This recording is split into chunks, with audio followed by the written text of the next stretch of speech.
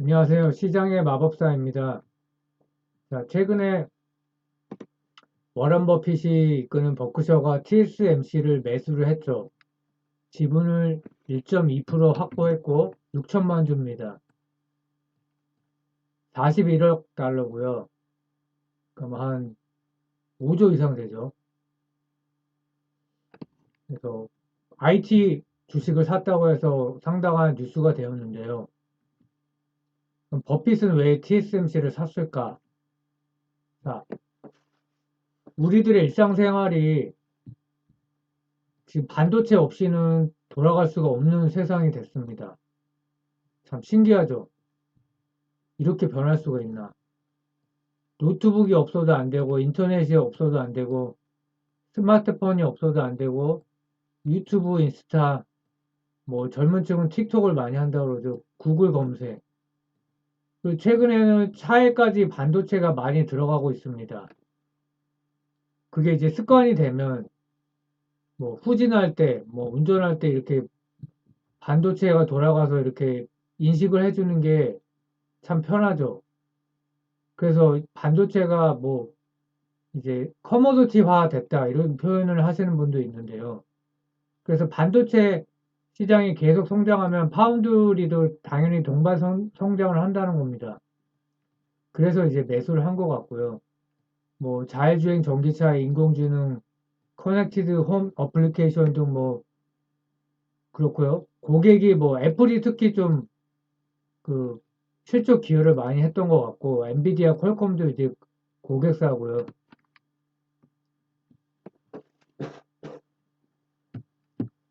뭐 파운드리가 글로벌에서 압도적 1위입니다.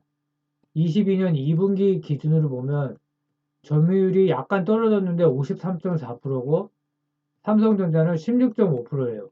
근데 삼성전자는 지금 인하우스 캡티브 물량이 한 반 정도 되니까 외부는 한 10%가 안 되는 겁니다. 그러니까 비교가 안 되죠. TSMC는 오직 파운드리만 하니까 거의 그래서 격차를 조금 줄였다고 했지만은 뭐 큰 의미는 없고 그리고 TSMC가 또 최근에 미국에서 두 번째 반도체 그 공장을 준공을 했고 24년부터 가동된다고 그러죠. 그러니까 애리조나인데 2020년에 첫 번째 공장을 이제 발표를 했고 이번에는 120억 달러, 16조 정도 되는 금액으로 이렇게 시설 투자를 했고요. 뭐 삼성전자도 2030년까지 R&D 73조, 시설 투자 60조 이렇게 한다고 합니다. 아직까지는 근데 파운드리에서 전혀 따라잡고 있지를 못하고 있고 TSMC 실적을 13년부터 이렇게 쫙 이제 봤는데요. 단위는 이제 대만 달러인데요. 연평균 성장률이 무려 13%나 돼요. 어마어마하죠. 59,700이에서 15만 8천. 그러니까 매출이 매년 성장했고 매출 총이익률도 46%에서 뭐 58.5%까지 그게 이제 올해 3분기까지 그렇거든요. 그러니까 GPM이 이 정도 나온다 진짜 뭐 믿기지가 않죠. 그 영업이익률도 35%에서 최근에 48.6%까지 기록을 했습니다. 그러니까 반이 남는다는 거죠. 그리고 13년 대비해서 21년에 매출이 166% 증가, 영업이익은 209% 증가를 했습니다. 13년부터 16년까지 매출이 꾸준히 성장하다가 17년, 19년까지가 사실 조금 정체기였어요. 특히 영업이익이. 그러다가 코로나 때 성장하고 이제 크게 성장했죠. 그리고 21년도 추가 성장을 하고 근데 올해 또 엄청나게 늘었습니다. 그리고 3분기까지 이제 실적이 이렇게 엄청난 실적이 나왔는데 매출이 뭐 43%, 영업이익이 무려 70%나 증가했습니다. 근데 10월 달도 매출이 56% 급증을 했다. 10월 매출도 호조 지속. 그래서 삼성전자하고는 지금 뭐 비교가 안 되는 상황이고 삼성전자는 연평균 성장률이 3%밖에 안 됩니다. 13년부터 21년까지. 이거를 07년부터 하면 꽤 되거든요. 성장률이. 이제 13년부터 이제 상당 기간 정체가 돼 있다고 봐야 돼요. 그래서 매출 총이익률, 뭐 영업이익률 다 TSMC에 비해서 훨씬 낮고요. ROE도 그렇고 GPM, OPM 개선 과제가 있고 실적을 보면 13년에서 14년 역성장을 했다가 16년까지 조금 상당 기간 정체가 됐었죠. 영업이익도 매출도. 그러다 17년, 18년에 꽤 성장을 했습니다. 매출이 한번 점핑을 한 다음에 영업이익률이 많이 나왔죠. 그러다 19년도에 확 꼬꾸라졌습니다. 이때 이제 반도체 사업부 실적이 안 좋아서, 그러니까 메모리 쪽이 변동성이 크니까, 그러다 코로나 때 안 좋을지 알았는데, 이제 이때 굉장히 선방을 한 거죠. 지나고 나면 사실 뭐 당연해 보이죠. 집에 많이 있으니까. 게임 때문에, OTT 때문에. 그리고 21년도에도 추가 성장을 했습니다. 매출이. 영업이익도 꽤 늘었고요.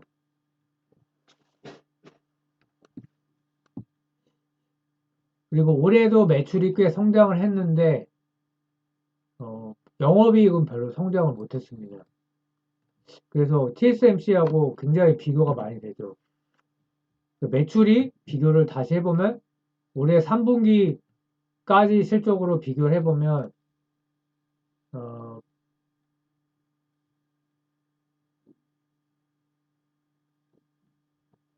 지금 뭐 CAGR은 이제 뭐 YTD는 아니고 이제 최근 13년 이후인데요. 13%, 3%. 그리고 3분기까지 매출액을 보면 삼성전자가 훨씬 큽니다. 근데 GPM 매출 총이익률이 뭐 압도적으로 높고 그래서 영업이익이 별 차이가 안 납니다. 그리고 영업이익률이 48.6%예요.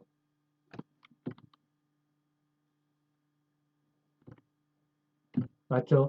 그래서 뭐 어마어마하고 과거 실적 기준으로 PER을 보면 최근에 많이 올라서 15까지 받고 있어요. TSMC가. 작년은 훨씬 더 높았죠. 삼성전자는 PER이 10이고 뭐 ROE, OPM 다 엄청나게 차이가 나고 그래서 시총을 보면 삼성전자는 우선주 제외하고 367조 합치면 한 400조 정도 되고요. TSMC는 많이 떨어진 게 580조다. 427 빌리언 달러고요. 그래서 2013년 이후에 주가 상승률을 보면 124%, 372%로 굉장히 차이가 많이 납니다. 근데 이게 이제 07년부터 하면 삼성전자도 많이 상승했는데 13년 이후에 실적을 매출을 보면 별로 점핑을 못했죠. 그래서 그리고 TSMC는 엄청 성장하고 그래서 지금 삼성전자가 파운드리 쪽에서 잘해야 되는데 쉽지 않은 상황이고 그러면 버핏이 왜 TSMC를 샀는가? 16년도에 애플을 샀을 때 버크셔가 사람들이 굉장히 놀랐었습니다. IT 기업을 안 사는데 왜 샀지? 당시 PER 11에 매수를 했다고 합니다. TSMC 현재 PER이 올해 실적 기준으로 12.4 정도 되는데요.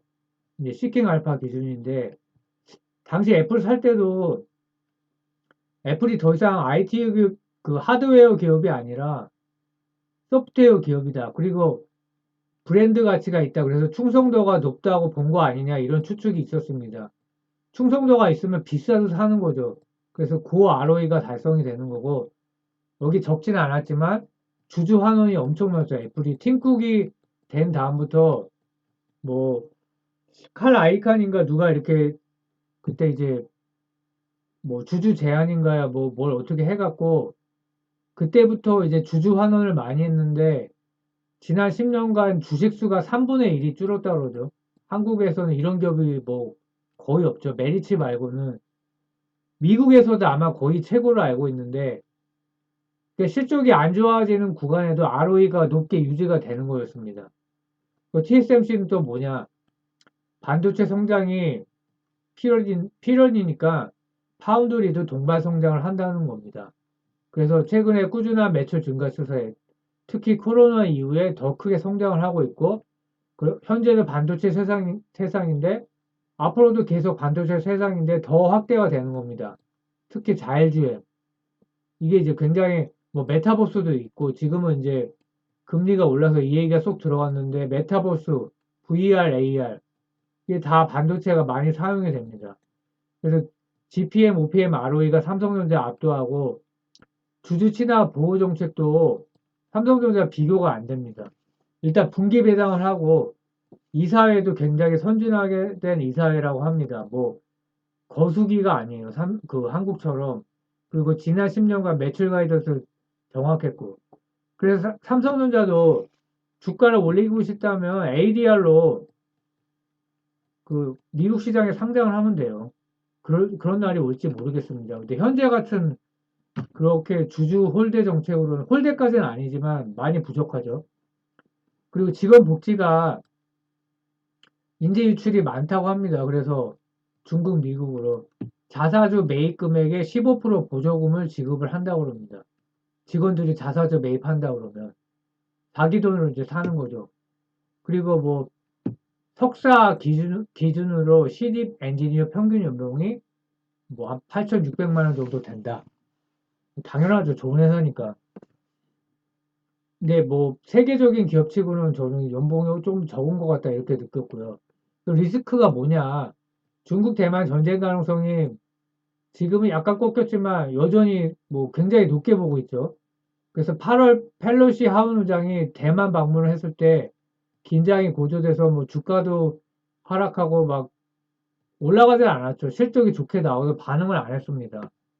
그래서 바이든과 시진핑이 첫 대면 회담을 하고 있는데 뭐 아직까지는 뭐 해리스가 충돌을 추구하지 않는다 했지만 뭐 어떻게 될지 알 수가 없는 상황이고 그래서 일단은 공급망 다변화로 이렇게 리스크를 피하는 거죠. 대만 공장이 다 부서지면 이거 난리가 나는 거죠. 왜냐면 반도체 세상인데 이게 엄청나게 이제 중국이 그러니까 미국을 겨냥해서 대만을 공격할 수도 있는 거죠. 반도체를 장악하는 거니까요. 그래서 일본에 공장 건설을 했고 미국도 하나 있는데 또 하나 아리조나에 추가 건설을 한다고 하고요. 그리고 싱가포르와 독일에 추가 건설한다는 그런 뭐 루머도 있고요. 실적 전망을 보면 제가 지난번 올렸을 때보다 몇 달 전보다 뭐 한두 달, 한 두 달 됐나요? 실적 전망치가 약간 하향이 됐습니다. 그래서 내년 2분기하고 3분기를 굉장히 안 좋게 보고 있는 것 같아요. 그 주가가 그래서 저퍼 상태죠. 지금 나스닥 기업치고는 굉장히 이제 PR이 낮은 상황이고 최근에는 그래도 PR이 15배까지 올랐습니다. 버핏이 사고 나서. 그래서 뭐 지난 10년간 가이던스가 매우 정확한 기업이었다. 이런 평가가 있고요. 뭐 4분기 이제 매출 가이던스도 컨센서스 4% 상회로 저번에 제시했고 영업이익도 그렇습니다. 그래서 뭐 환율만 좀 내려간다 그러면 저도 뭐 꽤 사고 싶은 기업이고 전쟁에 대비해서 이제 공장을 뭐 세계 각지에 건설하고 있기 때문에 리스크를 피하고 있고 상당히 괜찮은 기업으로 보입니다. 자, 마음에 들면 구독, 좋아요 부탁드리겠습니다. 감사합니다.